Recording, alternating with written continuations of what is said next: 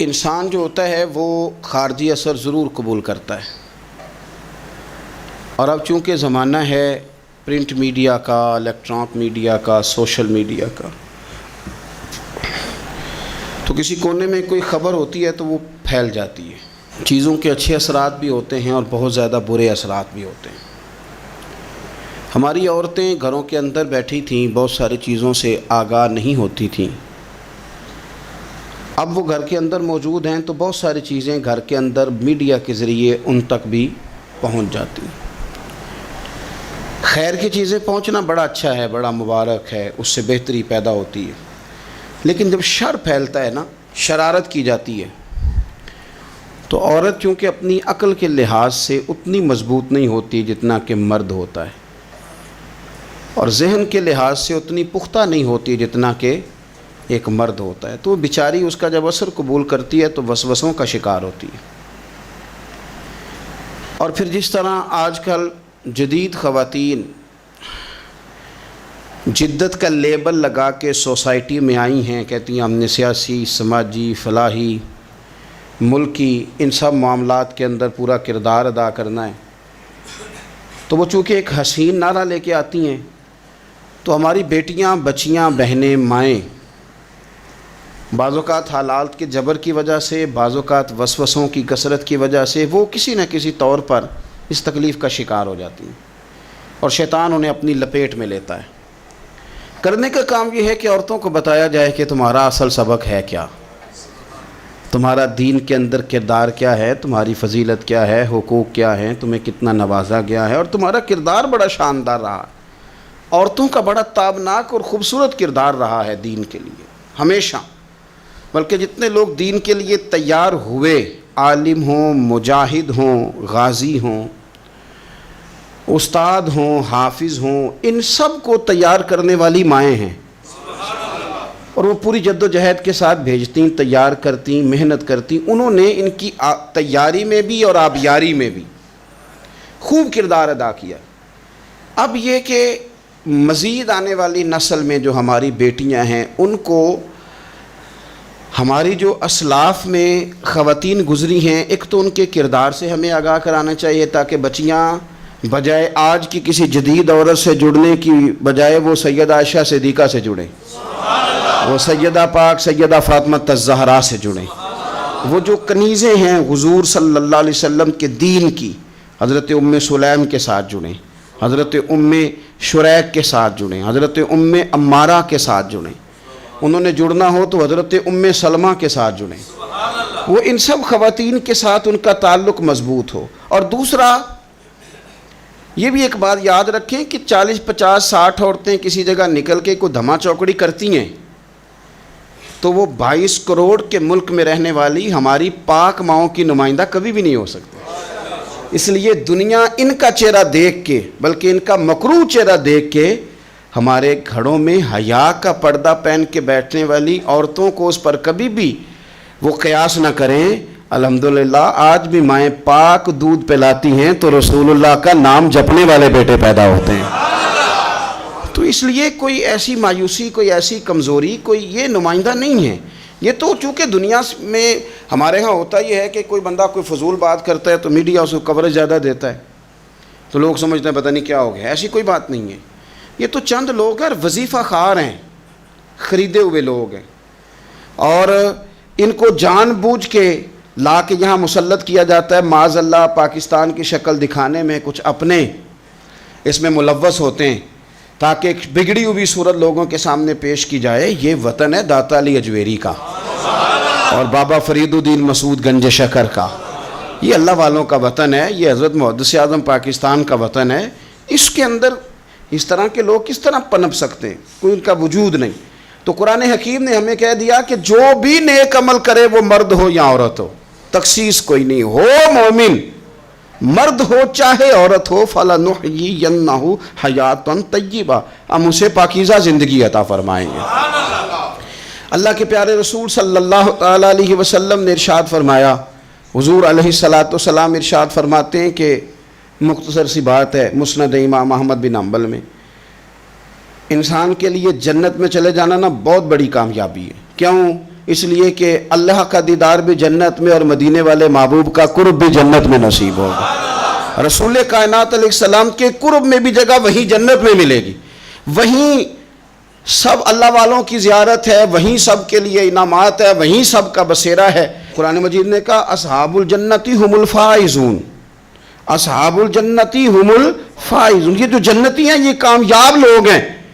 تو نبی پاک صلی اللہ علیہ وسلم نے مختصر بات ارشاد فرمائی مسند امام احمد بن حنبل میں، حضور فرمانے لگے عورت 5 نمازیں پڑھے، اپنے روزوں کی حفاظت کرے، یعنی رمضان کے روزے رکھے، فرمایا اپنے خامند کی اطاعت کرے، نماز روزے کی پابندی کرے، خامند کی اطاعت کرے اور اپنی شرمگاہ کی حفاظت کرے، تو حضور فرماتے ہیں پھر قیامت والے دن نہ اس کے لیے جنت کھول دی جائے گی، وہ جس دروازے سے چاہے جنت میں داخل ہو جائے۔ پھر کھول دیا اللہ تعالیٰ نے اس کے لیے۔ 2 ہی باتیں، ایک یہ کہ نماز روزے کا خیال کرے، خامد کی اطاعت کرے، شرمگاہ کی حفاظت کرے، تو جنت کے جس دروازے سے وہ چاہے گی نا اس کو داخلہ دے دیا جائے گا۔ تو عورتوں نے بڑے مضبوط ایمان کا مظاہرہ کیا ہے، مضبوط ایمان کا۔ پہلی مثال دیتا ہوں جناب ہاجرہ کی۔ حضرت ہاجرہ رضی اللہ تعالی عنہا حضرت اسماعیل علیہ السلام کی والدہ ہیں، جناب ابراہیم خلیل اللہ علیہ السلام کی اہلیہ ہیں۔ میں نے پہلے بھی ایک دفعہ کہا تھا، پھر کہتا ہوں کہ آج کل نا کاکروچ دیکھ کے، چھپکلی دیکھ کے چیخ مارنا یہ خوف نہیں، یہ فیشن ہے۔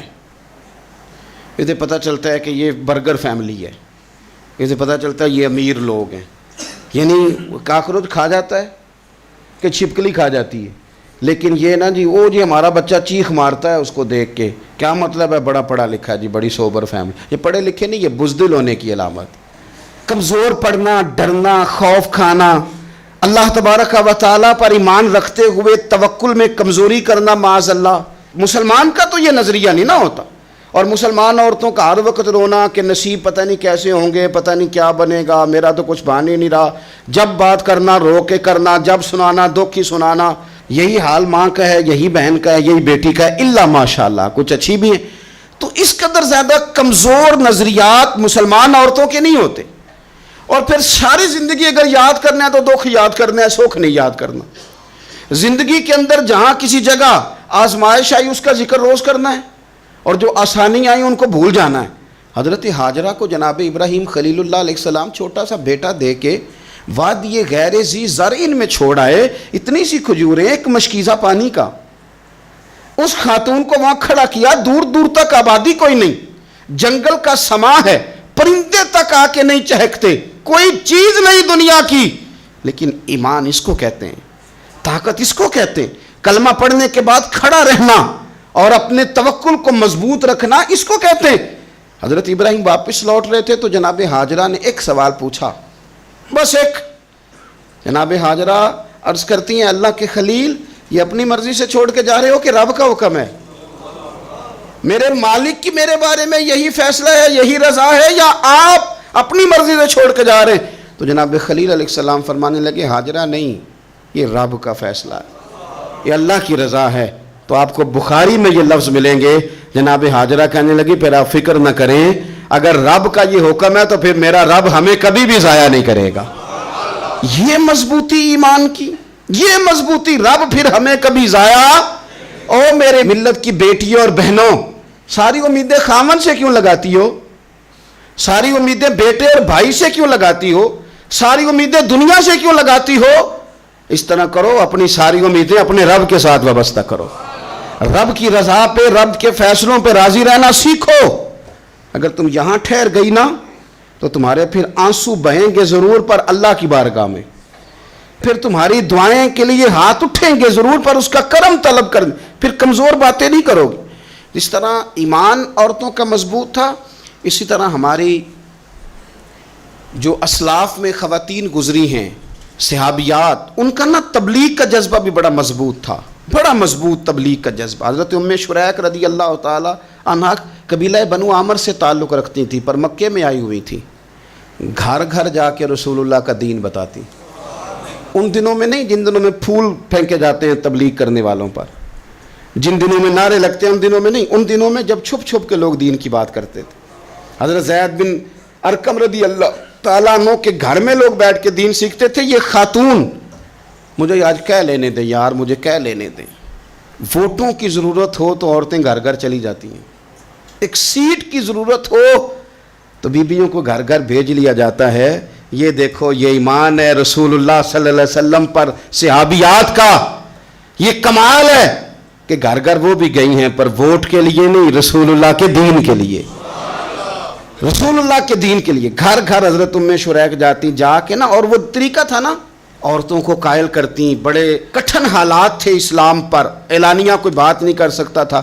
حضرت ام شریک کہتی ہے میں عورتوں کو بلاتی, کہتی میری بات سنو. جب وہ قریب آتی تو میں نے نبی پاک کا دین بتاتی, سائیڈ پہ کر کے کونے میں نہ تھوڑا تھوڑا, او یار آپ ذرا اس کا لطف تو لیں, اس کا ذائقہ تو دیکھیں. حضرت ام شریک کہتی ہے میں گھر گھر جاتی بتاتی. تو کافروں کو پتہ چل گیا کہ یہ تبلیغ کرتی ہے. انہوں نے مجھے بلایا, کہنے لگے تیرے برادری اور قبیلے کا مسئلہ نہ ہوتا تو ہم تجھے قتل کر دیتے, اب ہم تجھے واپس بھیجتے ہیں. چند مردوں کو میرے ساتھ کیا, مجھے گھوڑے اور اونٹ کی ننگی پشت پر باندھ لیا. ننگی پشت پر لمبا سفر کرنا مشکل ہوتا ہے, پسینہ آئے, بڑی تکلیف ہوتی ہے گھوڑے پر بیٹھ. اب وہ کوئی کجاوا نہیں, کوئی چیز نہیں, اسی طرح باندھ کے لے گئے. اور فرماتی ہیں کہ 3 دن اور 3 راتوں کا وہ سفر تھا. رستے میں وہ خود چھاؤں میں بیٹھتے اور مجھے باندھ کے دھوپ میں ڈال دیتے. 3 دن میں نے زمین پر چلنے والی کسی چیز کی آواز نہیں سنی, لیکن وہ جب نبی پاک کے دین کی بات پوچھتے تو میرا کلیجہ خوشی کے ساتھ ٹھنڈا ہو جاتا, آنکھیں کھل جاتی, اور میں کہتی کیا بات ہے میرے نبی پاک کے دین کی. اس کیفیت میں بھی وہ تبلیغ کی لذت اپنی جگہ موجود. حضرت ام شریک رضی اللہ تعالیٰ عنہ فرماتی ہیں کہ جگہ انہوں نے مجھے لٹا دیا باندھ کر. پیاس بڑی شدید تھی, پانی پینے کو دیتے نہیں تھے, روٹی کھانے کو. یہ ایک عورت کی بات کر رہا ہوں, یہ خاتون کی بات کر رہا ہوں. آج کل تو ہمارے بچے شام کو سالن ٹھیک نہ پکا ہو تو موبائل توڑ دیتے ہیں. یہ قوم نہیں میدانوں میں جا سکتی, جہاد نہیں کر سکتی. خاتون کہتی ہے کہ شدید پیاس تھی اور مجھے باندھ کے لٹایا ہوا تھا. مجھے جب تکلیف بڑھ گئی تو اچانک میں نے دیکھا پانی کا ایک ڈول برآمد ہوا ہے. میں نے اس سے تھوڑا سا پی لیا, پر طلب ابھی باقی تھی. وہ پھر آ گیا برتن, میں نے پھر پیا. طلب ابھی باقی تھی, پھر برتن آ گیا. امام ابو نعیم نے اس کو لکھا ہے حلیۃ الاولیاء میں. فرماتے ہیں تیسری دفعہ وہ پھر بھرا ہوا ڈول پورے کا پورا آ گیا. اب میں نے پیا بھی, اپنے کپڑوں پہ بھی چھڑکا. جب وہ سارے بیدار ہوئے تو مجھے آگے کہنے لگے کہ تو نے ہمارا پانی استعمال کیا ہے.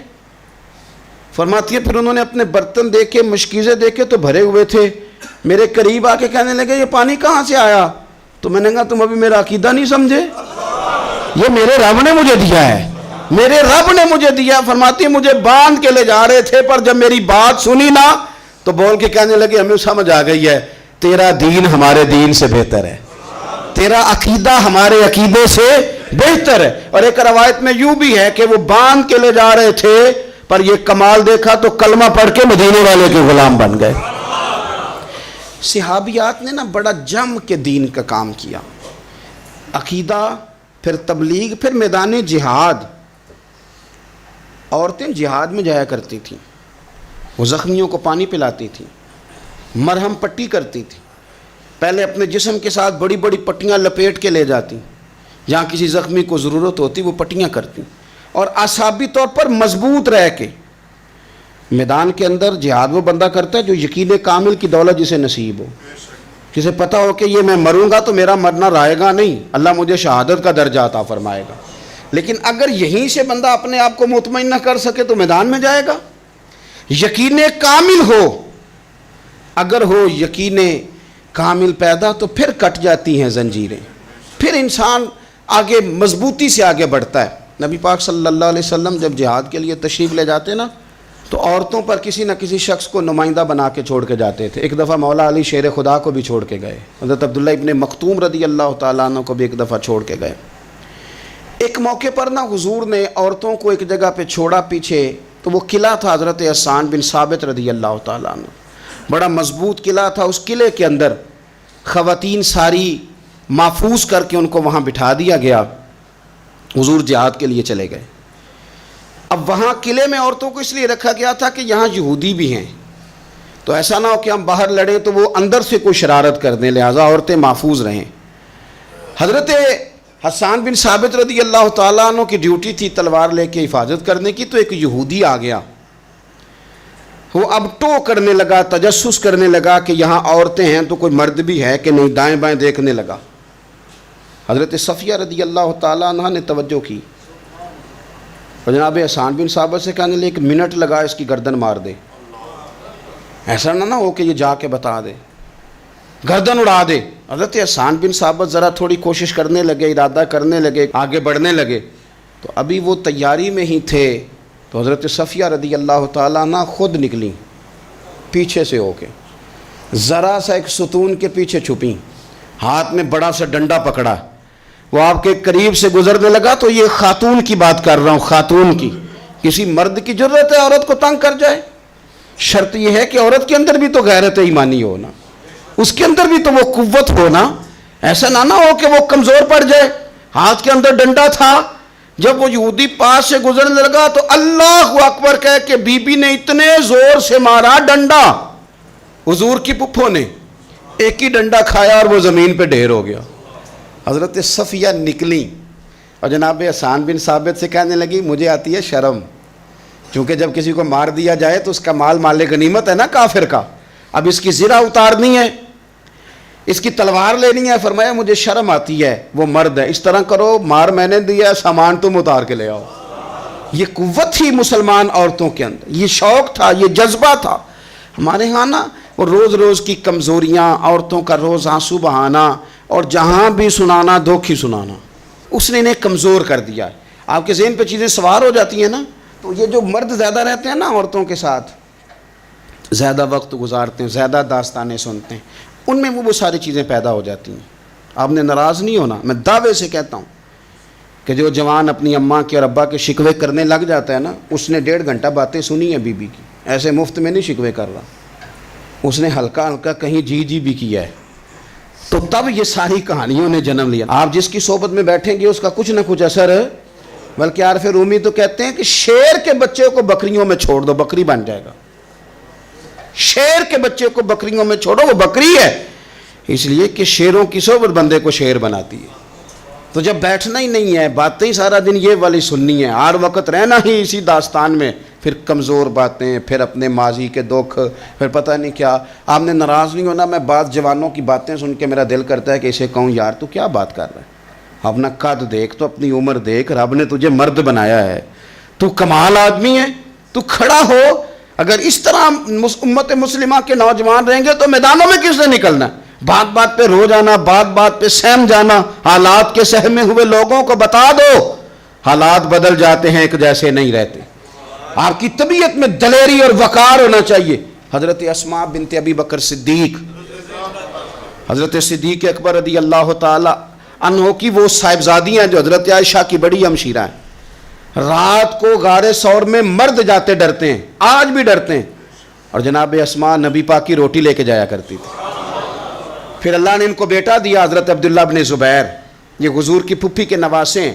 حضرت زبیر بن عوام عشرہ مبشرہ صحابی ہیں، ان کے بیٹے ہیں، اور یہ وہ خوش بخت جوان ہے جس کو گٹی نبی پاک نے اپنے لعاب دہن سے عطا فرمائی۔ یزیدی فوجوں کے خلاف امام حسین کے بعد جو آدمی باقاعدہ مرتب فوج کے ساتھ میدان میں آئے وہ حضرت عبداللہ ابن زبیر ہیں، مرتب کر کے اپنا لشکر لے کے نکلے۔ حضرت اسماء بوڑھی ہو گئی تھی، 90 سال عمر تھی، نظر نہیں آتا تھا۔ حضرت عبداللہ ابن زبیر جب لڑے یزیدی فوجوں کے خلاف تو کچھ ساتھی شہید ہو گئے، کچھ کے قدم پیچھے ہٹ گئے۔ حضرت عبداللہ ابن زبیر ماں کے پاس آئے اور ماں سے آ کے کہتے اماں میرے کچھ ساتھی کمزور پڑ گئے، کچھ شہید ہو گئے، اور یہ بڑے سخت لوگوں کی فوج سے ہمارا مقابلہ ہے، تو اس وقت تیرے ساتھ کوئی خدمت گزار نہیں، میں تیرا اکیلا سہارا ہوں، ماں تو بتا میں کیا کروں، آگے جاؤں کہ واپس مڑوں؟ نابینا ہیں حضرت اسماء، عمر ہے 90 سال، بیٹے کی پشت پہ ہاتھ رکھ کے کہتی ہیں پتر پہلے یہ بتا کہ تو حق پہ ہے کہ نہیں، تو حق پہ ہے کہ نہیں؟ ان ماں کی گود میں اسلام پلا کرتا تھا، حق پہ ہے کہ نہیں؟ تو حضرت عبداللہ ابن زبیر کہنے لگے اماں میں حق میں ہوں۔ تو حضرت اسماء کہنے لگے پتر پھر میدان میں جا اور میرا پتر ایک میرے ساتھ وعدہ کر، کوئی بھی تیر پشت پہ نہ کھانا، سارے سینے پہ کھا کے آنا۔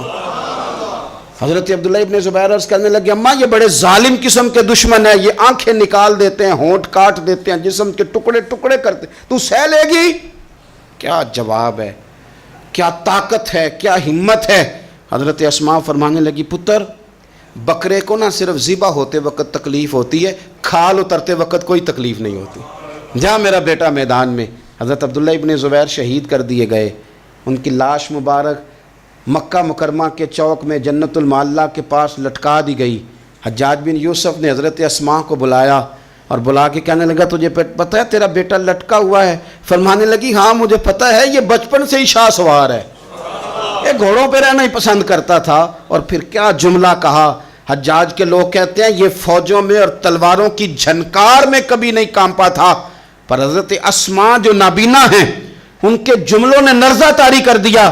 فرمانے لگی حجاج میرا پتر لٹک گیا ہے، کہیں تیرے آگے جھکا تو نہیں نا؟ لٹک ہی گیا ہے، جھکا تو نہیں میرا پتر؟ 14 دن تک لٹکے رہے، لاش مبارک لٹکی رہی، لیکن حضور کا لعاب دہن تھا نا، لوگ کہتے ہیں قریب سے گزرتے تھے تو دور دور تک خوشبوئیں پھیلی ہوئی، دور دور تک۔ مائیں ایک صحابیہ ہے، نام ہے ام عمارہ، جنگ احد میں زخمیوں کو پانی پلاتی، اپنے 2 بیٹے اپنا شوہر لے کے احد میں آئیں، زخمیوں کو پانی پلاتی ہیں، مرہم پٹی کرتی ہیں۔ اچانک جنگ کا پانسا پلٹ گیا، وہ درے پہ جو لوگ حضور نے مقرر کیے تھے وہ غلط فہمی کی وجہ سے درہ چھوڑ گئے، حالات اور ہو گئے، عجیب سا ماحول ہو گیا۔ پھر یہ بھی افواہ پھیلا دی گئی کہ معاذ اللہ حضور شہید کر دیے گئے، لوگوں کے حوصلے بڑے اور رنگ اختیار کرنے لگے، حضور کے گرد تھوڑے سے لوگ رہ گئے۔ او میرے بھائیوں، او ملت کی بیٹیوں بہنوں، یہ ہے تمہارا انداز دین کی خدمت میں، یہ خواتین کا انداز ہوتا ہے۔ حضرت ام عمارہ پہلے زخمیوں کی مرہم پٹی کرتی تھی، اب سارا کچھ پھینک دیا، تلوار لی اور جا کے نا حضور کے گرد کھڑی ہو گئی، کہنے لگی آئے نا کون آتا ہے میرے کریم کے پاس، آ کے دکھائے نا کوئی، اساں کیتی ہے جان حوالے رب دے، ایسا عشق کمایا ہے اسی مرن تو اگے ہی مر گیا باہو، اساں تا مطلب نو پایا ہے، آ کے کھڑی ہو گئی۔ حضور فرماتے ہیں میں دائیں دیکھتا تھا تو ام عمارہ ہوتی تھی، میں بائیں دیکھتا تھا تو ام عمارہ ہوتی تھی، آگے دیکھتا تھا تو ام عمارہ، پیچھے ام عمارہ۔ حضور فرمانے لگے تو بہت سارے لوگوں سے سبقت لے گئی ہے، تو بڑے سارے لوگوں سے آگے نکل گئی ہے، ان کو زخم لگ رہے ہیں، تیر آ رہے ہیں، پر خاتون ہو کے ڈٹی ہوئی ہیں، رسول اللہ صلی اللہ علیہ وسلم کے سامنے کھڑی، حضور پر آنے والے تیر اپنے وجود پہ لیتی ہیں۔ او میرے عزیز، رسول پاک علیہ السلام نے فرمایا تجھے رب نے بڑا حوصلہ دیا ہے، اتنا گہرا زخم بازو میں آیا کہ غار بن گئی، غار۔ اللہ کے پیارے محبوب نے نظر کرم فرمائی، حضور نے فرمایا کچھ مانگ لے، کہنے لگی سونیا اگر میری خدمت قبول ہے تو دعا کر دیں اللہ قیامت کے دن بھی آپ سے دور نہ کرے، رب دور نہ کرے۔ حضور نے دعا کر دی اے اللہ اس کو اور اس کے خاندان کو قیامت میں بھی میری رفاقت دینا۔ حضور کی دعا سنی تو باہر نکلی، فرمانے لگی لوگو لو پھر میں نے اپنا مقصد پا لیا ہے، میں کامیاب ہو گئی ہوں، اب دنیا کی کوئی مصیبت بھی میرے اوپر آئے تو مجھے کوئی پرواہ نہیں، اس لیے کہ مدینے والے نے یہاں بھی کرم فرما دیا ہے وہاں بھی کرم فرما دیا ہے۔ یہ طاقتیں تھیں ان خواتین کے۔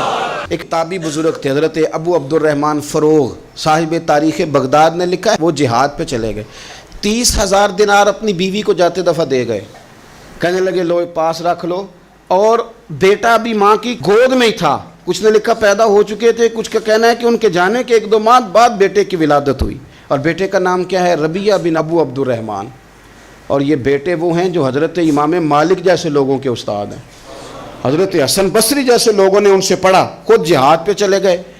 آج تو فوجیوں کی نوکری ہے نا جی، ان کا یہ نظام ہے کہ وہ جاتے ہیں انہیں تنخواہ ملتی ہے، چھٹی پہ آتے ہیں، اس زمانے میں یہ تھا کہ مال غنیمت سے حصہ ملتا تھا، اور فتوحات کا یہ طریقہ تھا کہ یہ علاقہ فتح ہوا تو آگے چلے گئے، وہ فتح ہوا تو آگے چلے گئے، وہ فتح ہوا تو آگے چلے گئے، کسی نے لوٹنا ہے تو پابندی نہیں تھی، لوٹ سکتا ہے، کچھ لوگ جہاد میں ہی رہتے تھے۔ حضرت ابو عبد الرحمن فروغ 27 سال جہاد میں رہے، 27 سال۔ یہاں تو خاوند باہر ہو تو بہت ساری عورتیں کہہ دیتی ہیں کہ تیرے ابے نے تو صرف پیسے کمائے ہیں، مصیبتیں تو ساری میں نے دیکھی ہیں، معاذ اللہ بعض جگہ، سب نہیں لیکن بعض جگہ کہہ دیتی ہیں کہ وقت تے سارے میں کیتے۔ 27 سال شوہر چلا گیا، واپس ہی نہیں آیا، 30,000 دینار دے کے چلے گئے۔ 27 سال کے بعد خیال آیا گھر کا، اب بیٹا محدث بن گیا، عالم بن گیا، اور کمال یہ کہ رہتے کہاں تھے؟ حضور کے مدینے میں، مدینہ النبی میں، مدینہ منورہ میں صلی اللہ تعالی علیہ وسلم۔ اور ان کے صاحبزادے حضرت ربیہ یہ مسجد نبی میں، حضور کی مسجد میں بیٹھ کے نبی پاک کی حدیث پڑھایا کرتے۔ آئے گھر، دروازے پہ دستک دی، صاحبزادے نے دروازہ کھولا، نہ باپ بیٹے کو پہچانتا ہے نہ بیٹا باپ کو۔ جناب ابو عبد الرحمن اندر داخل ہونے لگے تو صاحبزادے نے کہا بوڑھے میاں میرے گھر میں بغیر اجازت کے کیوں داخل ہو رہے ہیں؟ تو وہ کہنے لگے تو بتا، تو نے میرے گھر پہ قبضہ کیوں کر رکھا ہے؟ اب جب بات زیادہ بڑھ گئی تو دونوں جانب سے لوگ جمع ہو گئے، شور اٹھا تو اندر سے والدہ نے سنا، پردہ سرکا کے دیکھا کہ میرے شوہر آ گئے 27 سال کے بعد، 27 سال کے بعد۔ تو آپ اپنے صاحبزادے سے کہنے لگی بیٹا ان کو اندر آنے جو، تمہارے والد ہیں۔ بڑا روئے باپ بیٹا، بڑا روئے۔ ماں اور بیٹے کی محبت کا بھی اندازہ نہیں، پر قرآن پاک پڑھے نا تو دو مثالیں باپ اور بیٹے کے پیار کی بھی ملتی ہیں۔ ایک حضرت یعقوب علیہ السلام کا جناب یوسف سے پیار، اور ایک حضرت ابراہیم کا حضرت اسماعیل سے پیار، اور جناب اسماعیل کی جناب ابراہیم کی فرما برداری کی مثال، اس کا بھی جواب کوئی نہیں۔ باپ اتنا رو رہے ہیں اور بیٹے کی یاد میں، اس کا بھی اندازہ کوئی نہیں کر سکتا۔ باپ بیٹا مل کے بڑا روئے۔ عصر کی نماز کا وقت ہو گیا، حضرت ربیہ جو محدث ہیں وہ وضو کر کے مسجد شریف چلے گئے۔ یہ ابھی چونکہ سفر سے آئے تھے، انہوں نے کھانا وانا کھایا، تھوڑی دیر بیت گئی تو یہ نہیں پوچھا پیچھے حال کیا رہا، پوچھتے ہیں اپنی بیوی سے میرے 30,000 دینار کہاں ہیں؟ تو اہلیہ کہنے لگی مسجد جائیں نا، حضور کی مسجد میں عصر پڑھ کے آئیں، پھر میں بتاتی ہوں پیسے کہاں ہیں۔ حضرت ربیہ نے امامہ باندھا، جبہ پہنا، حضور کی مسجد میں بیٹھے اور حدیث پاک کا درس دے رہے ہیں۔ سامنے حضرت حسن بصری جیسے، امام مالک جیسے لوگ بیٹھے ہیں۔ حضرت ابو عبد الرحمن فروغ جو ان کے والد تھے، عصر کی نماز پڑھ کے نا تو پوچھتے ہیں ایک شخص سے یہ کون ہے نوجوان کالی داڑھی والا، عمر زیادہ نہیں پر کس طرح شوق سے حضور کا دین بیان کر رہا ہے، کون ہے؟ تو بتانے والے نے کہا کہ حضور ایک نا ابو عبد الرحمن نام کے بزرگ ہیں، وہ 27 سال سے جہاد میں گئے ہوئے، یہ ان کا بیٹا ہے۔ یہ سنا کہ میرا پتر اتنا بڑا عالم، چھم چھم آنسو بہے، داڑھی بھر گئی آنسو، حضور کی مسجد میں تشکر کے آنسو، خوب روئے، خوب روئے۔ اٹھے گھر گئے، اور جب آنسوؤں بھرا چہرہ لے کے گھر آئے تو اماں ساری بات ہی سمجھ گئی، کہنے لگی دیکھا ہے وہ بیٹے کو حدیث پڑھاتے، اب پتہ چلا میں نے آپ کے 30,000 دینار کہاں خرچ کیے، میں نے آپ کا پیسہ ضائع تو نہیں کیا۔ تو حضرت ابو عبد الرحمن فروغ فرمانے لگے رب تجھے صلہ دے اور میری طرف سے بھی دے، تو نے تو کمال کر دیا ہے، حدیث تیرا بیٹا پڑھا رہا تھا اور قد میرا اونچا ہوتا جا رہا تھا، سبق تیرا بیٹا دے رہا تھا اور یوں لگ رہا تھا کہ درجے میرے بلند ہو رہے ہیں۔ تو ماؤں نے کمال کیا، انقلاب کیا، بیٹیوں نے بہنوں نے دین کے لیے ہمیشہ اپنا کردار پیش کیا ہے۔ لہذا ان چند ایک وظیفہ خوار اور ناپاک عزائم والے لوگوں کو سامنے رکھ کے ملت کی بیٹیوں کو قیاس نہ کیا جائے۔ آخر دعوانا الحمدللہ رب العالمین۔